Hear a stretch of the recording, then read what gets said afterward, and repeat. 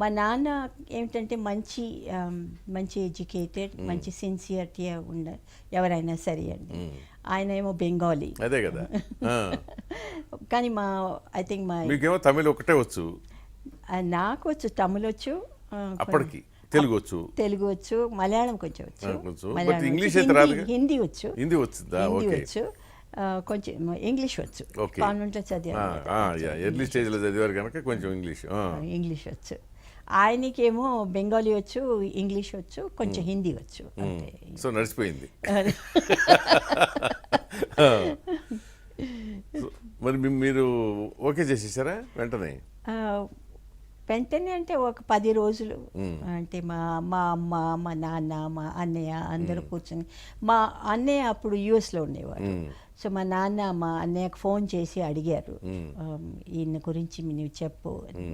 ఆయన మంచివారు, మంచి ఫ్యామిలీ, బాగా యంగ్ అప్కమింగ్ సైంటిస్ట్ అని చెప్పారు. అగ్రికల్చర్ సైంటిస్ట్ కదా? Agriculture scientist.